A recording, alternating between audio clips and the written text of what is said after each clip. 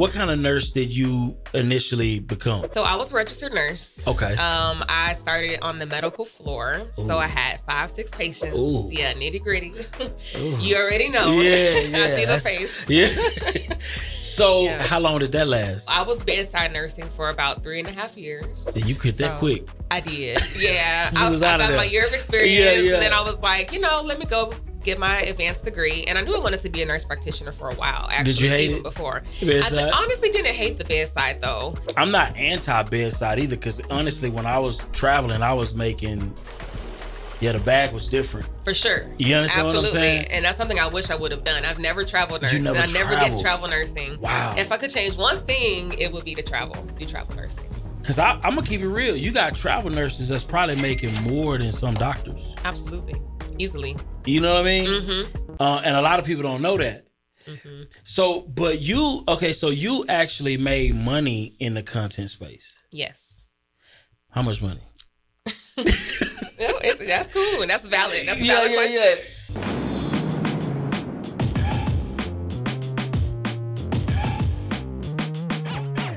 All right. So, welcome to another edition of the No Stingy Energy Podcast, where we talk everything from entrepreneurship, business, health, wealth, relationships, all of the things. My name is Byron, real estate investor out of Houston, Texas, primarily focused on the wholesale space, do a little bit of creative finance, new construction, fix and flip, pretty much all things real estate, new to the build to rent space, and excited about it. But today we have a special guest that I'm excited to hear about because, I actually am from the health profession. So I got my degree in nursing as well. And I got a fellow health professional in the building. So I definitely want to hear more about this journey and how you were able to parlay that into other forms of entrepreneurship by way of brand. So with that being said, Amber, can you please introduce yourself to the people? Thank you, Byron. It's so good to be here. Thank you for the invite. No doubt. Yes, I'm Amber Nyanwu. I'm family nurse practitioner. I've been in nursing for about 10 years now, almost. Nice. Which time is flying by. Yes. And I've been in the content creation space actually for almost 10 years as well. Wow. I've been in it for a little bit. Wow. Yeah. So content creation, what made you want to go into that? So it's actually funny. I started content creation with my sister in 2011. Okay. We were single in the city, living together, and we had both cut all of our hair off and went natural. We did our big chop. So we cut all of our relaxed hair off and we went natural. So, we were into YouTube at the time, as consumers watching it, and we were like, hey, let's just document our journey, our natural hair journey. Yeah. Sitting on our couch, So we started doing a lot of natural hair videos. So we did that from about 2011 to, I would say, about like 2015-ish. Okay. And within that time, it just like skyrocketed. We skyrocketed on YouTube only because Instagram wasn't really popping like that at that time. Yeah. So we did that for a few years. It was so much fun. And then my sister got married, moved out. I went to nursing school and we parted our ways as far as content creation. Although personally, we're still close. Gotcha. So that's when my spinoff brand, Unearth Amber, was birthed. A few years after we had our sister brand. So y'all had a brand together. We did. It was called Naturally Gigi. I still have some Naturally Gigi OG fans out there, so I appreciate y'all for sticking with me. Naturally Gigi. So so it was all about natural hair. Because I remember natural hair was like big, like, where is it at now? Like, is it still? I think it's still there. I don't think that natural hair movement was a fad, but I do feel like it had its like pop. Gotcha. Around that time of it being popularized, people going natural. I feel like it was a lot of buzz around it. What made you choose to go natural? Because I remember that was like it was kind of controversial. It was. What made you say this is the lane I'm finna go in? Yeah, I was just tired of my relaxed hair. Honestly, my hair never got past a certain length. Gotcha. And also for health reasons with, you know, chemicals in the relaxer. I just wanted a more natural lifestyle, and I'm into wellness, which I'll talk about later. Yeah. So just, you know, kind of going natural in all areas. That includes what I eat, what I drink, what I put on my body, on my skin, and that includes relaxers. So I just wanted a more natural lifestyle. So, and I love the look of natural hair. So it was, I guess, a lot of reasons why I went natural. So was it any influences that drew you into that space, or you just kind of... You know, it was good doing it with my sister. Gotcha. So we both influence and encourage each other. So she was your influence. She was my influence. Gotcha. Yeah. She older? She is. Gotcha. Yeah. Okay. Okay. So you was already into the you know, content creation space. What made you say, this is something that I feel like I can do? Or was it just you tried something and it worked? You know, we tried it, and like I said, it popped. Gotcha. And I like tech too. I like editing. I like media. Oh, okay. And so it's just like kind of all my creative passions just came together. And content creation is just something that I've been sticking with because I actually enjoy it. So what that got to do with nursing? How you end up in that space? Exactly. You know, so as I said, that's like dirty. That's not content at all. That's it's not. But I feel like wellness and natural hair kind of go together. Gotcha. I feel like a lot of my audience that is natural, they do want a more natural lifestyle, and they want to live a lifestyle that is well. So I feel like that, you know, those niches kind of blend together. Okay. But when I started my spinoff brand of Unearthed Amber, that's when I talked more about nursing, my nursing journey, and then the health and wellness video started. So, you know, I've evolved from natural hair to nursing to wellness lifestyle. So, and you took the people with you the whole time. And I took the people with me. Yes. So nursing, let's talk nursing. What kind of nurse did you initially become? So I was a registered nurse. Okay. I started on the medical floor. Ooh. So I had 5-6 patients. Ooh. Yeah, nitty gritty. You already know. Yeah. I see the face. Yeah. So, okay, how long did that last? So I was bedside nursing for about 3.5 years. Yeah, you quit that quick. I did. Yeah. I got my year of experience. And then I was like, you know, let me go get my advanced degree. And I knew I wanted to be a nurse practitioner for a while, actually. Did you hate even it? Before. I honestly didn't hate the bedside, though. Unpopular opinion. You like 5, 6 I didn't like it, but I didn't hate it either. Gotcha. There's pros and cons. In my opinion. Okay, so let's talk the cons. I want to hear these cons. Yeah, the cons, obviously. Because 5-6 patients, look, man, I'm quitting. I ain't gonna lie to you. That's the con. 5 and 6 patients, and they were heavy patients. Ooh. You know, like total assist. They were really sick, lots of medication. So just the workload, it was very task-oriented. It was just mentally and physically exhausting. Absolutely. But I did love the 3-day-a-week schedule. Yep. You know, that was probably the biggest benefit for me was that schedule. And like having 4 days off, and you don't have to take no PTO. So exactly. I do miss that. Even though we did used to see a lot of them folk in there getting it in 6 days a week. Oh, no. I wasn't doing that. You weren't No, I was doing my 3 days. I didn't pick no overtime. Yep, no overtime. So 3 years and you got out of there quick. Yeah. So it wasn't nothing that you felt like was for you. In regards to like nursing, I guess as like an RN, bedside. Probably not. Not long term. Gotcha. It was cool in the short term. In the short term. But I always knew I wanted to be a nurse practitioner. I wanted to call the shots. I wanted to have more of a creative way of helping people. Okay. Gotcha. No bedside. No bedside. No. And no shade to the bedside, but it's just for me, long term. Absolutely. I wanted to be a nurse practitioner for many reasons. That's fair. That's fair. You know, I was waiting on that shade, though. I ain't gonna lie to you. Nah. So I actually didn't know that you got your degree in nursing. I knew you were in healthcare. Nah, I got my degree in nursing. So I worked in ICU. Oh, wow. Yeah. Okay. And then I went on into administration. Okay. Yeah. So I went into administration. That was the bulk of my nursing career. Yeah. Okay. So I went from bedside, ICU to travel and then to administration. Okay. That's what's up. That's dope. You know. How's administration? It was better than bedside. Yeah. Yeah, absolutely. I think a lot of things are. Yeah, it was a whole lot better than that. But I would say this though.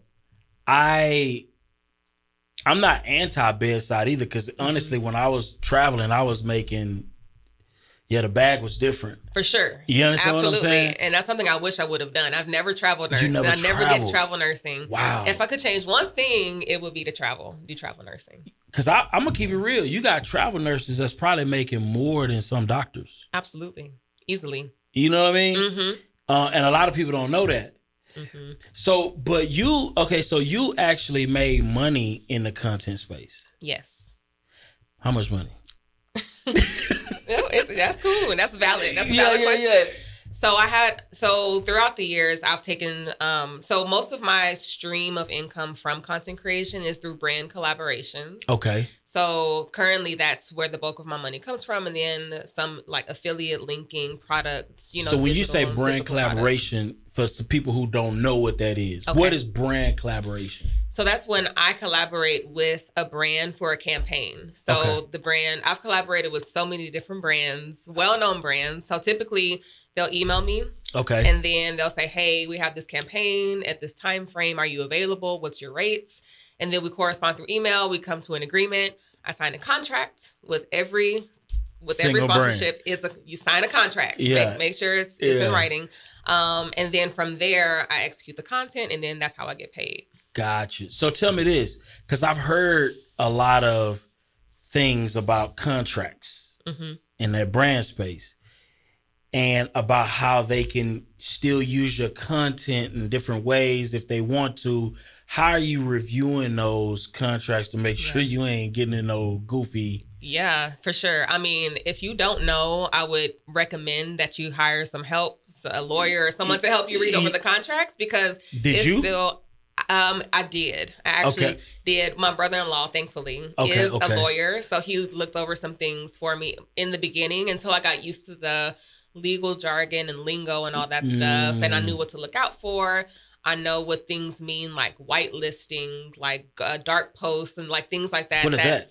So whitelisting basically means that the brand can boost your posts without you knowing. They can use your content in a paid. Gotcha. So basically using you as an ad. Exactly. Using you, your likeness, and your content in an ad. And see, that's the one they were saying that you got to watch out for, because they can literally take your content and create. Okay, so tell me this. So that's the white labeling. Whitelisting. Whitelisting. Yes. Then you got blacklisting. What is that? I typically hear about whitelisting more than blacklisting. I don't really hear that term as often. Okay. So yeah, typically it's like whitelisting. And then you have your organic and your paid and organic posts. It's so much, honestly. It's a lot. And you really have to read the fine print, because you could definitely, shortchange yourself if you're not careful. Yeah. So you've learned all of these different things in the process of, so when you first started getting brands, how did that process? Did you reach out to them? So I did not. I was actually fortunate enough to have brands reach out to me. But if you want to pitch to brands, you can. I know some content creators do that, and it's a way to do it. But typically they'll email me, and then that's how we get the ball rolling. And so once you got emailed, did you start getting so you get an email. Mm-hmm. Once you started noticing, wait a minute, I can really run up a bag here. Did you start reaching out then? Or you just... I reached out a little bit, but honestly, I didn't have much success reaching out. So it just didn't work for me. I don't know. I wasn't getting much response back. So I just stopped, and I just kept getting people come to me. But there's also different platforms that you can sign up for. That's like it's a network, like an influencer network. Like which one? Aspire IQ is one. Aspire IQ is one that I actually got a few deals with early on. So basically, you create a platform, and then it's, I don't know, however many thousands of creators on the platform. And then the brands go to the platform, and then they can kind of choose based on demographics and the type of person they're looking for. So tell me this. So let's say if you go to one of these places, do they have to get a cut because you went to them? They do. They do. They don't really say it, but but they get their little cut. Absolutely, gotcha. Yeah. So let's talk money. So you talking about these white listings, these black listings, these all of the listings. So what kind of money would you say What's the most you've gotten from like a brand deal? Yeah. On the whitelisting joint. Yeah. So I would say my most lucrative brand deal was this year. Actually, I just wrapped it up.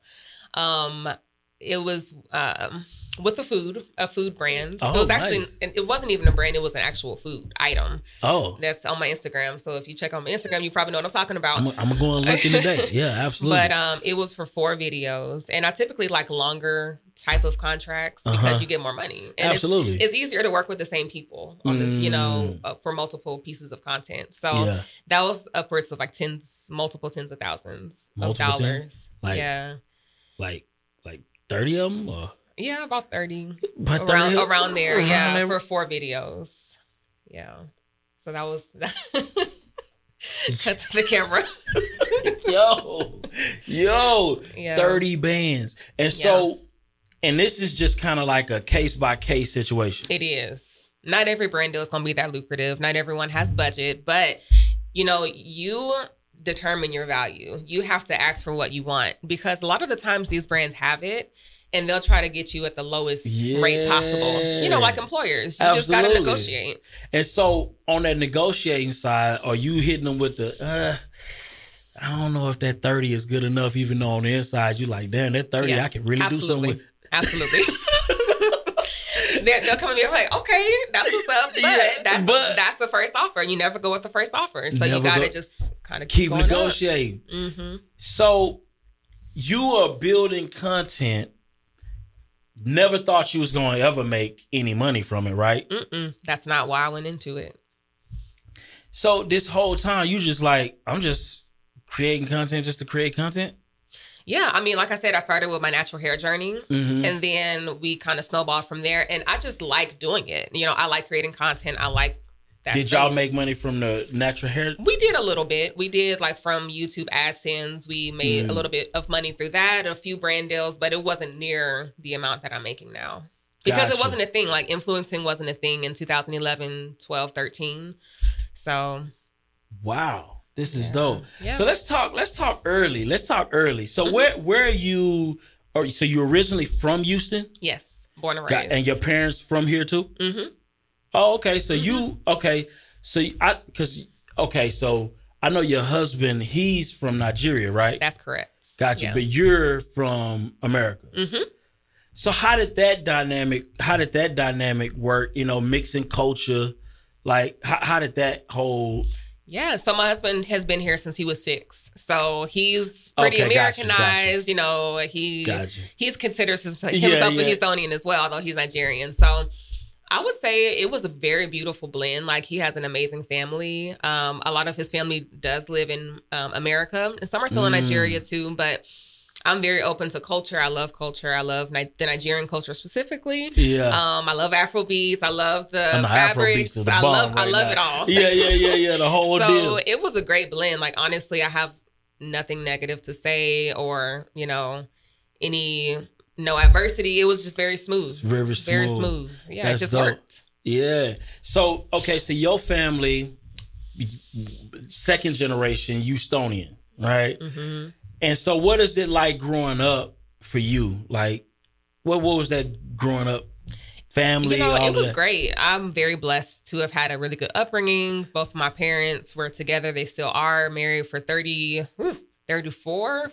years. Wow. Around there, yes. 35 years. Yes. That's different. It is. You don't hear that much anymore. My parents were married for like about 35 years, then they divorced. Crazy as that sounds. Yeah. Right. It's funny. I wish they would figure that out, but whatever. That's a whole nother topic. I know. I hear about that. You know what I mean? So growing up, you had only one sister?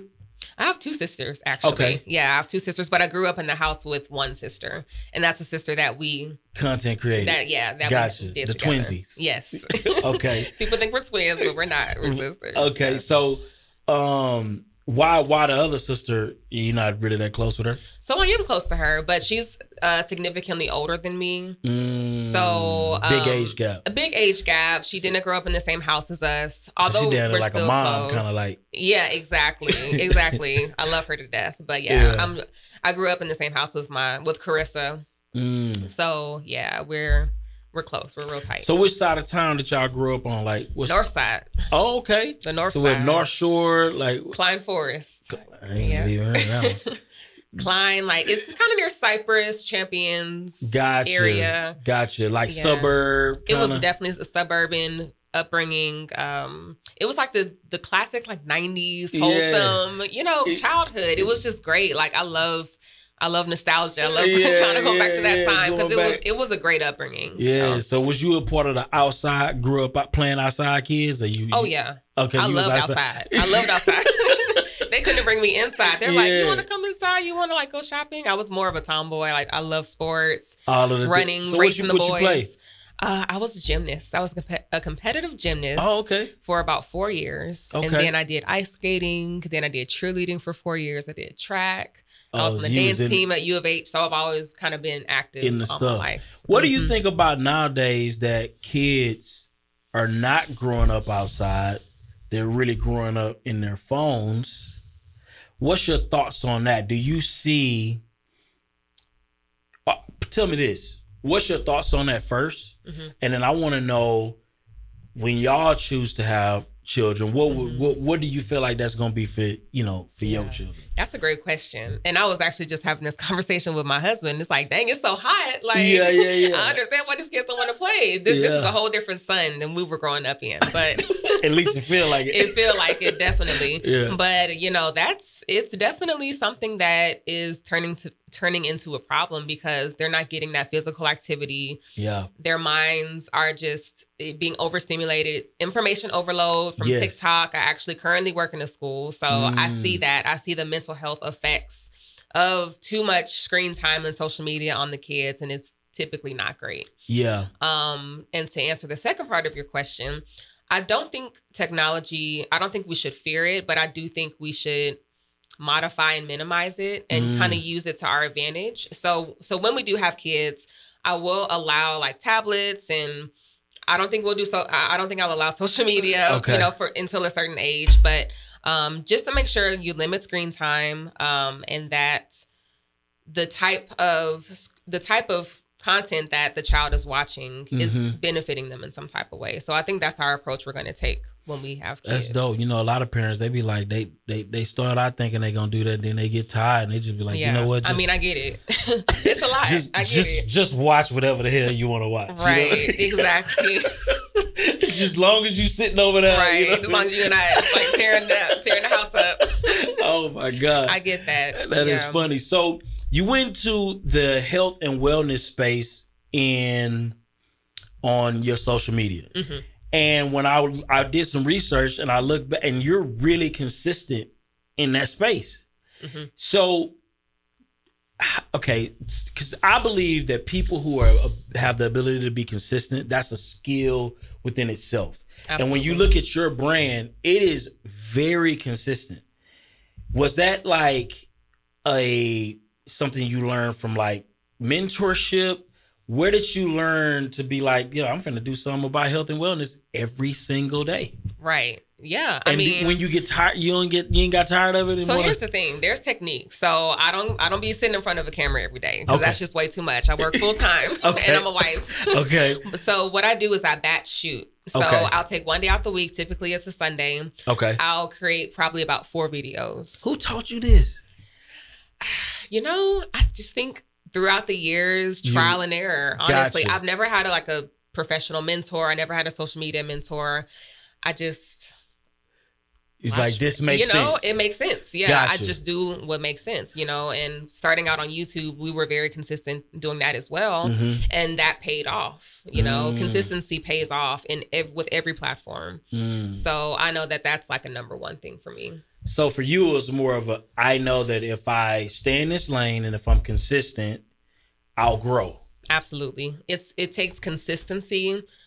It also takes providing value to your audience, Absolutely. Whatever that value is. So for me, I think the value obviously is wellness and health tips. Okay. But the value can also be relatability as well. There's different types of value that you can bring, but I just think it takes value and consistency. And I think that is the formula to growth on social media. Gotcha. And so your goal was to grow, and your lane just happened to be your lane because you.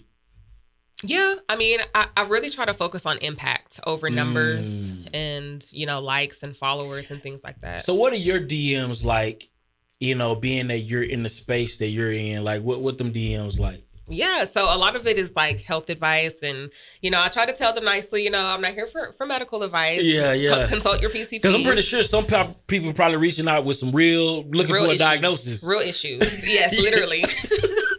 And so you curving them, or how that's working? I have to, yeah. I have to curve them in a professional way. Gotcha. And the information that I do provide, I try not to get too deep. I try to make it more generic and not too specific, because I don't want people to follow it to the T if it's that specific and then something happens. So I just try to keep it very generalized for most people. So how are you mapping that piece out? Like the whole generalized, how are you doing that? Or are you just... So I try to look at things like pain points for most people.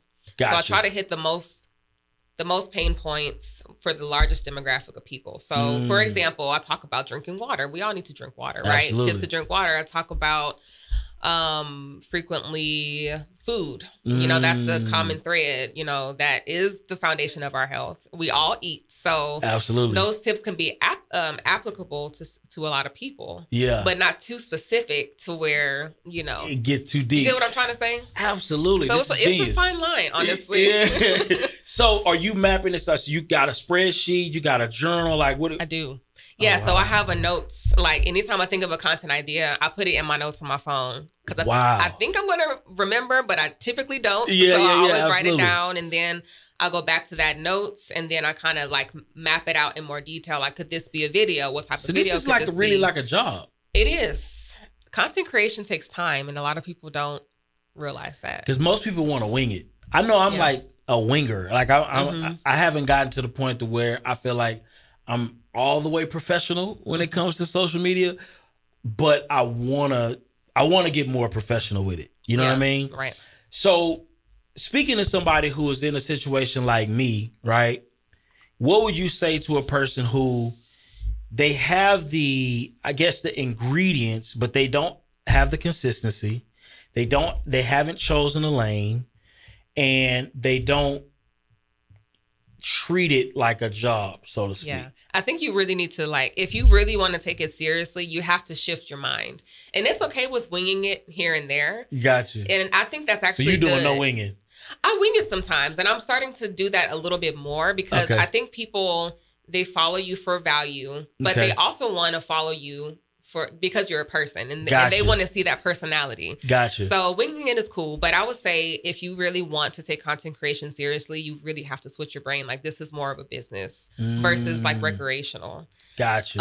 And I think when you shift your brain to thinking of it like that, you'll start to, hopefully cultivate those qualities like consistency, discipline, things like that, to where it can work. So tell me this, would you say right now as a nurse practitioner, right, are you making more from content or from your nurse practitioner? I knew this question was coming. You knew it was coming. So last year I had my best year on social media, and I actually made more on social media than I did as a full-time nurse practitioner. Wow. So where does nurse practitioner lie in the cards moving forward if you have another year like last year? Right. Yeah. I always have this battle with myself. Like, at what point will I take a step back and do it y'all full deal time? with them kids. Exactly. Let somebody else do it. Right. So I think for me, I just really need to find a situation where I can do both and not be stressed out. So do you get stressed?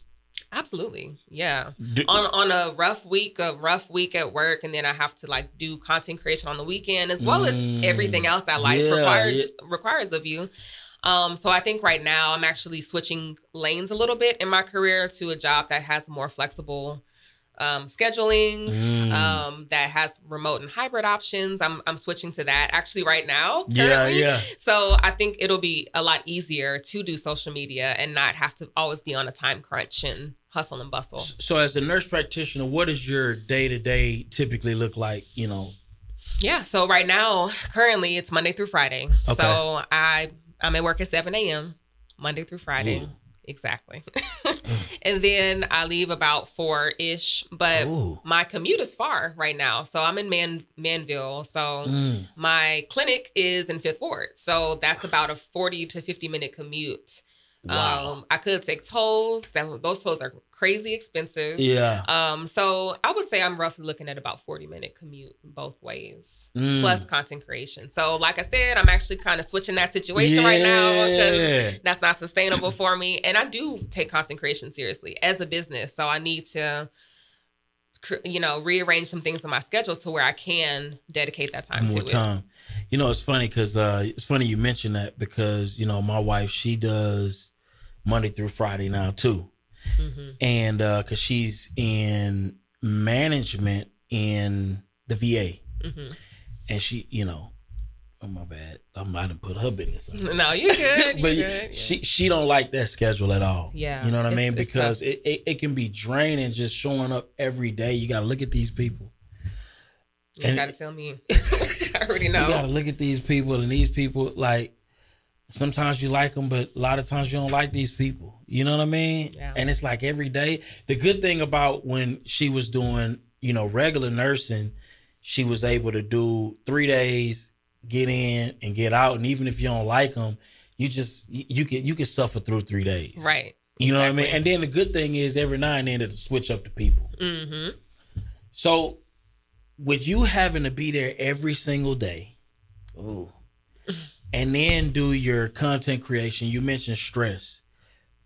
How are you maintaining all of these different things, wife, work, content creation professionally? That's a key word because you ain't doing you're not winging it. Right. You're really working. I mean, in terms of productivity, 7 days a week. Absolutely. And that's a good point that you made because my type of content creation, it takes a lot more thought, I think, than a lot of different niches. Yeah. Like I have to be correct with the health information. Yes, so I have to do my research. Yeah. So I have to give credit to my husband. Shout out to my husband. He helps you with the He's very supportive of my business. Is he helps me filming? film. He helps me film. He's actually an employee. He's a part of my business because that's how serious that we take it. Wow. Yeah. So without his support and help and encouragement, I don't know if I could do both at the level in which I'm doing them. That's a gem. Listen, this is no stingy energy. Listen, I hope y'all picking up the game that she put down. It's funny that, we talk a lot about it's a lot going on in the whole soft life, soft life movement. Yeah, the soft life movement. And, the 50-50, 100-100, I don't know. I get confused with the numbers. And you and your husband are working as a team, right? You have to. So where did that come from? Why didn't you adopt the soft life? Like what is that about for you? I think soft life looks different for everybody. Okay. And everyone's marriage is different and what works for that marriage. Okay. So I think that for us, we want to both maximize our opportunities for income because we're investors as yourself with real estate. Absolutely. So we like stocks and we're trying to get into the real estate space as well. So we want to max out our income on both ends, plus content creation, plus he has other things going on. So we want to bring everything to the table that we can while also supporting each other to where we don't feel that strain and that stress, to where it's just not working. So y'all are working as a team, which I think is super dope. I think that's super dope. But I feel like right now, what would you say honestly about how it seems like the new relationships that people are building today are centered around, it's real selfish, in my opinion. Yeah, just my opinion. Absolutely. It's not team. We ain't working together, yeah. Right? What made you say, you know what, that ain't for me. I'd rather do the team thing, or was it a combination of you and your husband? Maybe, because I know he's from a culture of working together, right? So how did that come about, and what's your thoughts on this new thing that's going on right now? Yeah, I feel like you just really can't be selfish in a marriage. Like you really, Two people have to put in 100%. It's not 50-50. Y'all both got to put in 100% to make it work. You know, and like I said, everyone's marriage is so different. Yeah. I consider myself to live a softer life. I don't think I struggle. I don't think that, you know, I live in hardness every day. I'm very blessed. So for me, although I still work, I do feel like I have some level of softness in my life. Gotcha. Yeah. And would you contribute that softness to the fact that you do have support? Because you're working every day. Yeah. And you do say that you have some stress. I do. It's not every day, but I have periods of stress. Absolutely. Yeah. And so, and you also mentioned that you wouldn't be able to do it by yourself. So would you contribute the softness to the fact that you had that support? Absolutely. 100%. And also I do things to help with the stress. Like, I exercise, I take care of myself, I try to get massages and do those things to help minimize my stress. So I think that in combination with a supportive husband helps me to be able to be, you know, sustainable with what I do. So quick rundown. Real quick. I need a quick answer. I'm going to ask a quick question. What's that? Top 3 complaints that you have about content creation. What's your top 3? What's the number 1? Personally, for me? For you. The algorithm. The algorithm. Why? Because sometimes you can have great fire content and it's just, they don't show it to nobody. Like, and it is what it is. It's very frustrating. Hurtful? It is hurtful because it's like, dang, like I put all this time. I put my time like, and energy. Put some respect on it. Exactly. You don't show it to like 1% of my following. Like, wow. So that can be frustrating. But you just have to know, like, you can't let that get to your head. You have to just be confident in the fact that you put out good content from your mind, from your creativity. And if you're happy with it, then that really should be all that matters. Yeah. The absolutely. Followers and the likes, that should be kind of a cherry on top. You know, obviously that's what most people are chasing. But if you're happy with the ego, with, though. Exactly. Yeah.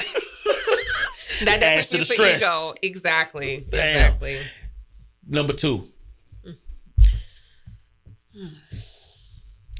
I would say keeping up with new features. And integrating that into your content strategy. And when you say features, what do you mean? Like, I know, speaking on Instagram, the algorithm likes when you do live stories, posts, carousel. So having to do these different styles of content. So, okay, so when you're so basically when new features come out, you're listening to what Instagram is saying and you're adapting to it. Exactly. And you're like, dang, Instagram, y'all just came out with this. So where are you finding this information? I just find it whenever it comes out. I hear about it. I follow people that kind of share those tips and those news, those like new news when it comes to Instagram. So yeah, I'm jumping on that. Exactly. Yeah. You're jumping on that. Yeah, and I try to be on top of the ball. So that can be kind of like exhausting trying to keep up in a way with that. And so what's the benefit of jumping onto those new features? I think when you're one of the first, you know, it's something new and I think it gets people's attention. Got you. Yeah. And Instagram probably promotes it too. Exactly. That's dope. All right. So what's the 3rd top complaint that you like, yo, you probably just on the phone with your bestie, like, yo, this is some BS. Like, yo, like what's going on? Like, what's that? I would say the glitches. The glitches? Yes. Instagram be glitching. What they be doing? So it'll take like maybe an hour to upload a reel or the reel won't even upload right. Like my text will be gone or something like that. Like those glitches, like actually perfect example. This week I had a sponsored Instagram live and a part of the contract, I had to post the live to my feed. We were talking about health and wellness and talking about some medical topics. Yeah. And Instagram said it couldn't post it on my feed because it wants to protect the community. But it was nothing wrong at all. Nothing, you know, like controversial in that conversation. So things like that can be very annoying. That's funny. It's like, these are the things you got to worry about when you post every day. You know, yo, like regular people they don't even know the glitches be going on. They just update their phones when they update them. Yep. Wow. So let's talk cons of nursing. Yeah. I mean, healthcare in America. Yeah. Point blank. It's just not a great system, and having to help people in a not so good system can be challenging. Can be challenging. So what are the number, let's say if you used to pick the top 3 cons to being a nurse practitioner now, you know, that you going home to the hubby like, yo, like this is some BS. What are those, what's one of those things when you really think about it? I say working with insurance is difficult because I could have a great treatment plan for a patient. I can want them on a certain medication that's the best for them, but if their insurance doesn't cover it, then you can't get it. I can't do it. They can't afford it. So that sucks. It really does. That sucks. And so how are you navigating that? I just try to find the best alternative. So that's really all I can do, whether it's a generic medication or. Dang. And so leaving that situation like, yo, I can't even help this person, like how they really need to be helped. Wow. Because insurance denies, you have to do prior authorizations. Like basically a prior authorization is when the insurance company wants you to prove to them why this patient needs this medication. So it's additional paperwork on my end to prove to a person that isn't even trained in healthcare. It's like a regular lay person. Like a bureaucrat. Exactly. Hey, you trying to break this down in the way that they can understand it. Exactly. For them to get it. That sucks. So I would say, like I can speak for a lot of healthcare professionals. That is a pain point. Wow. What else? Number 2. I think being a nurse practitioner, we do get taken advantage of in a lot of situations. By doctors, by healthcare organizations, because we could do a lot. I could do a lot with my license. And a lot of the times we're not compensated like we should be for the amount of work and income that we generate with our license. So I would say that has been a pain point for me in the past. Absolutely. I could definitely see that. All right. So number 3. Ooh, coming with it today. Yes, indeed. Number 3 with being a nurse practitioner, I would say also a lot of people don't respect.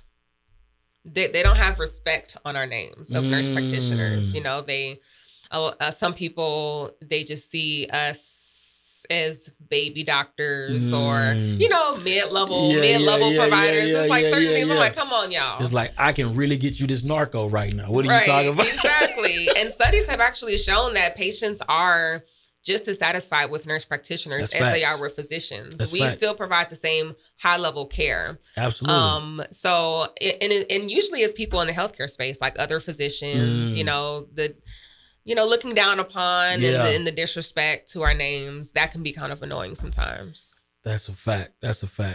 So real quick. So now that we got the cons out the way, I got another quick fire round. What are the most fulfilling, most exciting things that get you up excited about being a nurse practitioner every single day, or really that keeps you in the profession? Yeah. Outside of, I love helping people. You know what? I gotta take that off the table because I already knew that one was gonna come. I know. I was gonna say, as cliche as it sounds. Helping people. Seeing a smile. Like, yo, right. Like. I know. So that is one of the reasons. Another reason is just, like I said, impact. Knowing that you are making an impact, especially in the community that I serve currently. It's an underserved community, so they don't have a lot of resources. So knowing that specifically in that community, I'm making an even greater impact because they don't have those resources, that keeps me up, or it keeps me going to work every day. Gotcha. So yeah. Do they appreciate it? Most of them do. Most of them, but every now and then they don't. When you don't get what they want. Exactly. Exactly. Or I'm talking to them too much about their food and their diet. They're like, I don't want to hear that. All that. What a narco at. What a Dilaudid. Exactly. What that fentanyl. You already know. Hilarious. So tell me this. All right, so what's the number one thing that gets you passionate about content creation? Matter of fact, what started you saying like, yo, I really vibe with this? I think, not to sound arrogant, but I think I'm good at it. Yeah. Nah, straight up. I've always just excelled, and my content has always done well on YouTube. on different platforms that I've been on. I just think I have the ability to connect with people through the internet. Yeah. So I feel like that keeps me going, knowing that I do have that impact and people are here for me and I have that community. So you just feel like that was just a natural talent and a gift? It's a natural gift for me, I would say at this point. What do you think is the reason you have that gift and other people may struggle in that space? You're going to have to ask God that. I don't know. Well, it got to be deeper because you know what works. Because I'm sure you've put out enough content to know what works. Mm-hmm. You've put out enough content to be like, I ain't going to try that no more. Yeah. What are those key things that you've noticed that has always worked for you? And what was that? Yeah, I think just taking people on your journey. People want to feel like they're a part of your journey. So I would say that has always worked for me. And being relatable is always going to work, no matter what you're doing, no matter what you're talking about. So I would say continuing to do that keeps me going. So journey. So it's journey, telling a story, being relatable, being consistent. Absolutely. Picking a lane. Absolutely. And so real quick, I got to understand this lane piece. How do you stay consistent in a lane and not deviate? Like, because you went from natural hair, right, to wellness, and you haven't deviated at all, really. How do you do that every single day and not just like, I hate wellness, I hate natural hair? That's valid. That's a valid question. So I would say my content has a wellness thread in it. I don't think it's a good technique personally to over niche yourself and talk about the same thing too long. And like I said, people want to feel like they're seeing a person. Yeah. So it's okay to post about something that's outside of your niche because that makes you who you are. Absolutely. We're multifaceted people, and I think that connects with the audience. So and wellness is a kind of a broad niche as well. It is. So I could talk about a lot of different things within wellness. Yes. So but you still stay in wellness. I still stay in the wellness lane. So how do you do that? How do you do that and not just be like, I just, maybe I just want to twerk one day. You know what I'm saying? Like, or do something crazy or like curse somebody out. You know what I mean? Like on accident. Oops, I'm bad. I don't know. I'm just playing. But for real though, like how do you, because a lot of people struggle with that. Like they gonna be this person one day. They're a bus driver, and then they you know what I mean? Like I think it helps that I'm passionate about it, and I do it every day. Gotcha. So I really draw inspiration of the content that I'm creating from what I do, from the pain points of my patients and what I talk about in the exam room. I kind of bring it to social media, so that helps sustain the content. Amazing. That is amazing. Thank you. Listen, I just want to say thank you. Thank you, Byron. You know what I mean? For pulling up. I thought this was a lot of no stingy energy. I hope y'all was paying attention. I don't gatekeep around here. Listen, make sure you like, subscribe, and listen, share the content. This was some amazing information from somebody who's extremely successful in the space. And I just want to say thank you. But tell me this, where would somebody find you if they looking for more of Amber? Yeah. Follow me on all content platforms at Unearthed Amber. So Instagram, YouTube, TikTok. So you're on YouTube as well? I am. I'm not as consistent on YouTube. I'm trying to get more consistent. Hopefully when I change schedules, I will be. But my primary platform right now is Instagram and TikTok. Gotcha. At Unearthed Amber. And what is next for Amber? What are you looking for? 2 years, 5 years? What that look like? Great question. So I'm really looking to diversify myself and make my brand more well-rounded. So very soon, definitely follow me. Be on the lookout for this. I will be having a product soon that I'm working on. I've been working on it for almost a year. It's a physical product. So you just have to, you have to stay tuned. You have to follow me. We got some physical products coming up. Yeah, I'm excited. Yeah. Cool deal. Well, listen, I just want to say thank you. Make sure y'all stay on the lookout for that product that's going to be coming out. We're going to probably, when it come out, we're going to probably link it under the video. Yep. Yes, indeed. Listen, thank you.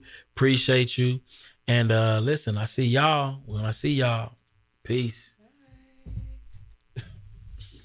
That was good.